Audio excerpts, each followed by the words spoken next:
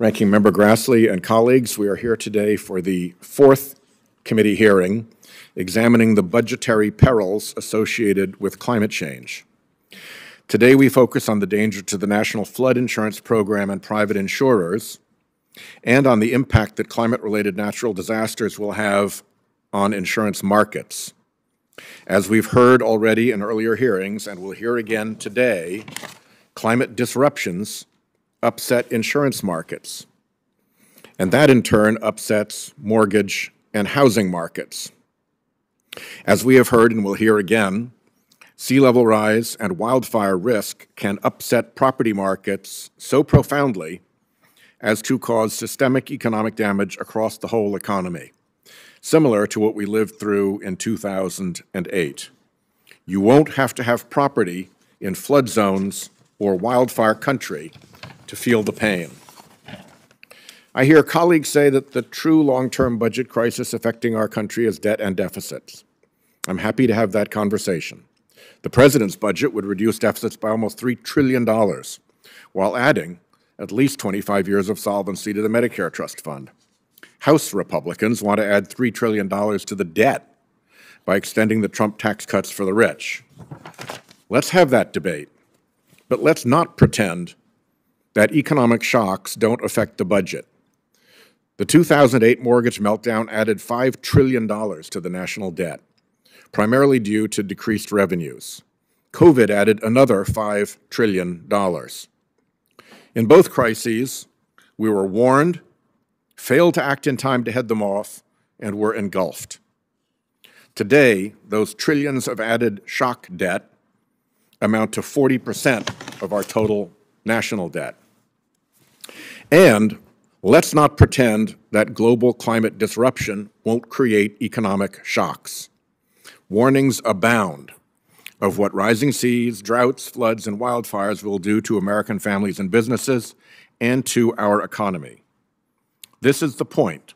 If you're serious about debt and deficits, you have to be serious about climate change. The Intergovernmental Panel on Climate Change, the scientists charged with synthesizing the latest science on climate change, a group cited favorably by previous Republican witnesses, released its latest report Monday, warning of severe risks to agriculture, infrastructure, public health, and coastal and flood-prone communities. The report states, climate change is a threat to human well-being and planetary health. There is a rapidly closing window of opportunity to secure a livable and sustainable future for all. The choices and actions implemented in this decade will have impacts now and for thousands of years. That's a pretty clear warning. Impacts for thousands of years. For our children's children's children's children's children, and on into the future. I asked my colleagues, why are we here, if not to try and leave our nation and our planet better off for future generations? We have the chance now to bend the arc of history, of geophysical history, of economic history, of national security history, towards a more livable, prosperous future for generations. The economic report of the President also came out Monday. Just like we've heard in these hearings, it warns that climate change threatens volatile and cascading economic instability. Here's a relevant part. Certain financial instruments, such as insurance contracts and mortgages, I repeat, insurance contracts and mortgages, that directly or indirectly price weather-related risks are highly exposed to climate change.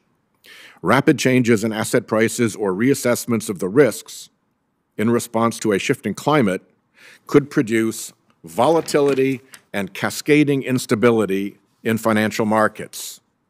I repeat again, volatility and cascading instability in financial markets. Property insurance against catastrophic natural hazards is at the forefront of climate change risk exposure and is already showing signs of strain.